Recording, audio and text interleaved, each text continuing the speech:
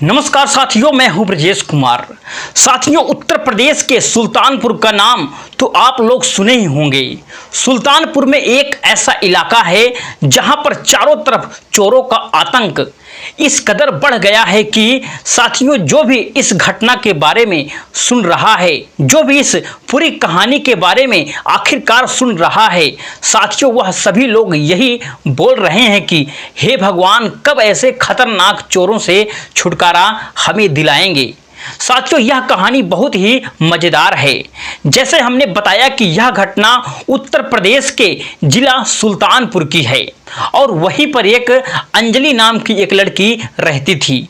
साथियों, उम्र लगभग 26 साल है, लेकिन साथियों, उस रात को अंजलि बहुत ही ज़्यादा बहादुरी दिखाती है, लेकिन अपना सब कुछ उस रात को उन लोगों के सामने आखिरकार लुटा देती है। साथियों, इस घटना की वजह से घर वाले जिंदगी भर भी कभी भी नहीं उभर पाएंगे। साथियों, कभी इतना घटना को भूल ही नहीं पाएंगे।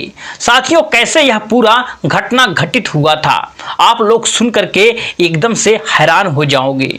साथियों, जो अंजलि है ना, यह अपने माता पिता के साथ, अपने भैया के साथ, अपने भाभी के साथ घर पर रहती है और कॉलेज पढ़ने के लिए वह डेली जाती है। इसके भैया ऑफिस में काम करते हैं, माता पिता घर पर ही रहते हैं। लाइफ में दोस्तों सब कुछ ठीक चल रहा था, कोई भी समस्या नहीं था, सब कुछ सटीक था। लेकिन साथियों, एक दिन अंजलि के भैया अपनी पत्नी को लेकर के ससुराल जा रहे थे, तो अंजलि को अपने पास बुलाते हैं और उससे बड़े प्रेम से कहते हैं कि अंजलि, मैं तुम्हारी भाभी को लेकर के यहाँ तक कि मायके जा रहा हूँ। आज रात को घर पर नहीं आऊँगा, कल सुबह लगभग 11 बजे के आसपास मैं आऊँगा। तुम अपनी मम्मी पापा का ध्यान रखना। साथियों, अंजलि कहती है कि जी भैया जी, देखिए, आपको परेशान होने की कोई भी जरूरत नहीं है, आप आराम से जाइए। साथियों, भाभी को घुमा फिरा करके लेकर भैया आइए, मैं मम्मी पापा का ख्याल रख लूँगी और टाइम से उनको दवाइयाँ भी दे दूँगी, आप टेंशन मत लीजिए, मैं सब कुछ संभाल लूँगी। तब दोस्तों, अंजलि का जो भाई है ना, वह अपनी बहन से कहता है कि देखो बहन, रात को अच्छे से दरवाज़ा और खिड़कियां सब कुछ बंद कर लेना और रात भर जगी रहना, कोई भी नादानी बिल्कुल भी मत करना, क्योंकि आजकल चारों तरफ चोरों का सिलसिला आखिरकार चल रहा है, घर में चोरी भी हो सकती है, इसलिए हर वक्त चौकन्ने रहना। और तुम्हें तो पता है ना कि अभी तो दिन पहले वहां पर चोरी हुआ था, इसीलिए मैं तुमसे यह बात कह रहा हूं कि घर में चोरी भी हो सकती है, चोर यहां तक कि आ सकते हैं, तुम बिल्कुल चौकन्नी रहना। तब दोस्तों, अंजलि अपने भाई से कहती है कि भैया देखिए, आपको बिल्कुल चिंता करने की कोई भी जरूरत नहीं है, आप बिल्कुल निश्चिंत होकर के रहिए, मैं सब कुछ अच्छे से चेक कर लूँगी, सब कुछ देख लूँगी, उसके बाद ही सोने के लिए मैं जाऊँगी। आप बिल्कुल निश्चित होकर के यहाँ से भाभी को लेकर के आप जाइए, मैं मम्मी पापा का भी ख्याल रख लूँगी। अब साथियों, अंजलि का भाई क्या करता है कि अपनी प्रिय पत्नी को लेकर के वहाँ से अपने घर से मायके चला जाता है, यानी कि साथियों अपने ससुराल चला जाता है। साथियों, इधर अंजलि क्या करती है कि अपने माता पिता के साथ पूरा दोस्तों दिन तक रहती है। लेकिन साथियों, जब रात के लगभग 11-12 बज जाते हैं तो अंजलि अपने माता पिता को दोस्तों खाना खिलाती है और सबको खाना खिलाने के बाद फिर कमरे में सुला भी देती है और फिर साथियों फिर खाना खाकर अपने भैया के कमरे में सोने के लिए अंजलि चली जाती है, क्योंकि साथियों उसके भैया के कमरे में एसी लगी हुई थी। तो अंजलि सोचती है कि आज भैया भाभी घर पर नहीं हैं, तो आज आराम से एसी का मज़ा लूँगी, एसी में सोऊंगी। अब साथियों, यही जो मज़ा है ना, वह दोस्तों अंजलि के ज़िंदगी के लिए ज़िंदगी भर की दोस्तों सज़ा बन करके रह गया। साथियों, अंजलि रात को बिस्तर पर लेट करके यहाँ तक कि इंस्टाग्राम फेसबुक वीडियो पर दोस्तों कभी फेसबुक चलाने तो कभी यूट्यूब पर वीडियो देखने बार बार लगती है। और फिर क्या होता है कि फिर धीरे धीरे करके जब आधे घंटे का दोस्तों वक्त गुजरता है और जब एसी की दोस्तों ठंडी ठंडी हवा उसको लगने लगती है, तो साथियों अब अंजलि की नींद लग जाती है। उसको पता ही नहीं चलता है कि फोन चलते चलते यहाँ तक कि उसके बगल में गिर जाता है और फिर साथियों उसके बगल में अंजलि आराम से चैन की नींद सो जाती है। लेकिन साथियों तभी अचानक से चुपके से उसके घर के अंदर कुछ लोग चोर घुस जाते हैं और उस समय अंजलि को सोए हुए मात्र लगभग दोस्तों आधे घंटे हुआ था। जब वह लोग घर के अंदर आते हैं तो अंजलि को थोड़ा बहुत आहट महसूस होता है कि ऐसा लग रहा है कि घर में कोई जगा हुआ है और कोई सामान गिरने की आवाज़ भी आती है। लेकिन साथियों फिर अंजलि क्या करती है कि उठ करके यहाँ तक कि देखती नहीं है, क्योंकि अंजलि को दोस्तों ऐसा लगता है कि हो सकता है कि उसके मम्मी रात को टॉयलेट करने के लिए बाथरूम में उठी हों जाने के लिए, या फिर उसके पिताजी जगे हों। यही दोस्तों सब सोच करके अंजलि इस बात को इग्नोर कर देती है और फिर चुपचाप अपने भैया भाभी के कमरे में एसी का मजा लेकर के सो जाती है। साथियों उधर फिर बहुत सारे लोग जो चोर लोग होते हैं वह घर के अंदर घुस जाते हैं। फिर अंजलि के माता पिता को रुमाल के जरिए कुछ दोस्तों दवाई उसमें मिला करके उनको दोस्तों सुला देते हैं, तो वह लोग एकदम से बेहोशी की हालत में सो जाते हैं। अब साथियों इन चोरों को यह लगता है कि अब इस घर में इन दो बुढ़ों बुढ़ियों के अलावा कोई भी नहीं हो सकता है। इसके बाद साथियों यह चोर बड़े आसानी से उस घर में डाका चोरी डालते हैं और उसके बाद एक एक करके सामान एक जगह पर इकट्ठा करते हैं। साथियों अलमारी ढूंढते हैं, बेड के नीचे का सारा सामान निकाल लेते हैं। फिर क्या होता है कि सब कुछ एक जगह पर इकट्ठा कर लेते हैं। अब साथियों मैं आप लोगों को यह भी बता दूं कि इन चोरों की खासियत यह थी कि यह लोग अपने शरीर पर एक भी दोस्तों कपड़ा नहीं पहने थे और यह जितने भी दोस्तों लोग इस गैंग से जुड़े हुए थे यह सभी लोग दोस्तों बिना कपड़ों के दोस्तों चोरी करने के लिए जाते थे और अपने शरीर पर दोस्तों बहुत ज़्यादा सरसों का तेल लगा करके चोरी करने के लिए जाया करते थे।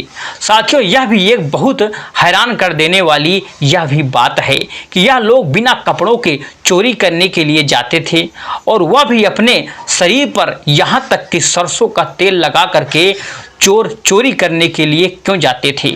साथियों जब आप लोग इस घटना की सच्चाई के बारे सच में मैं कहता हूँ बारे में जानेंगे तो यह लोग ऐसा क्यों करते थे तो आप लोग बिल्कुल हैरान हो जाओगे। साथियों यह लोग चोरी करने के लिए बाद जब अंजलि के कमरे में जाते हैं तो खुशी फिर दोस्तों अंजलि समय नींद में हो रही थी, अंदर से दरवाज़ा नहीं बंद की थी, तो अंजलि दोस्तों यह चोर लोग कभी लोग आसानी से उस कमरे में चले जाते हैं। साथियों फिर उसी रुमाल से इसको भी सुंघा देते हैं, तो साथियों फिर अचानक से अंजलि की नींद खुल जाती है।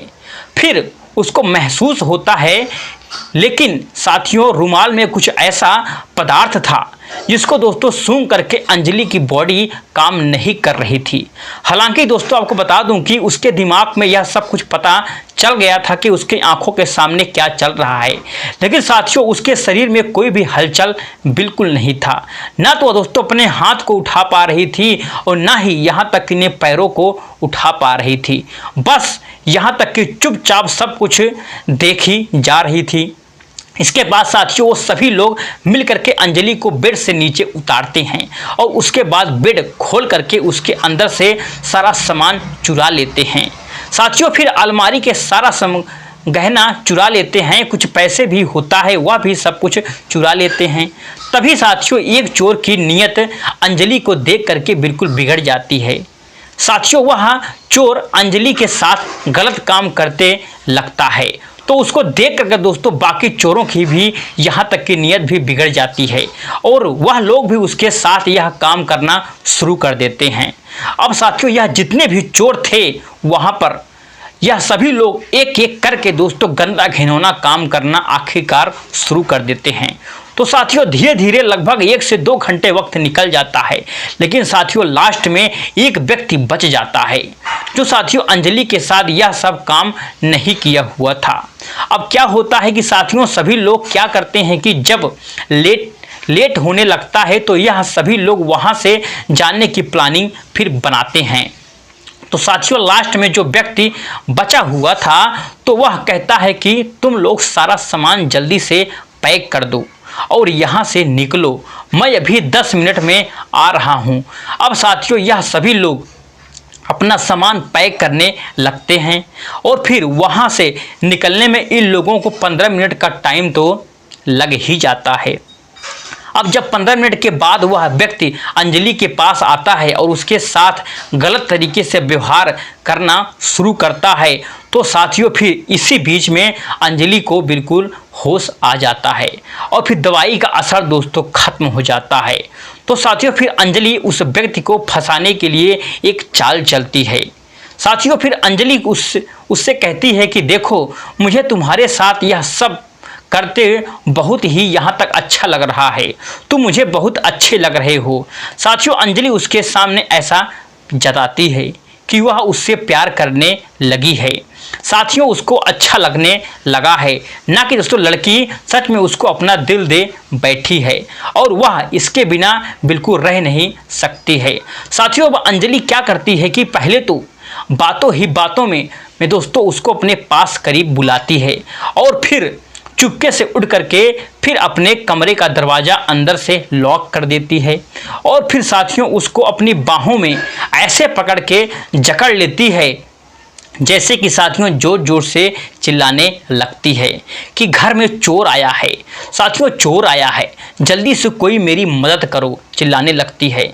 जब अंजलि दोस्तों इस तरीके से बोलना शुरू करती है तो चिल्लाना शुरू करती है तो लगभग 2 से 3 मिनट के अंदर आसपास के पड़ोस के लोग यहाँ तक कि इकट्ठा हो जाते हैं और सभी लोग उस चोर को पकड़ लेते हैं, जिसके बाद साथियों फिर उस चोर की खूब यहाँ तक कि पिटाई भी होती है।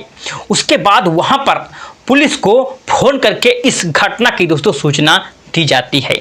तो फिर साथियों मौके पर पुलिस वाले भी वहाँ पहुँच जाते हैं और उसके बाद फिर पुलिस वाले दोस्तों इस चोर की खूब पिटाई करते हैं, कुटाई करते हैं और गांव के लोग दोस्तों पिटाई करते हैं।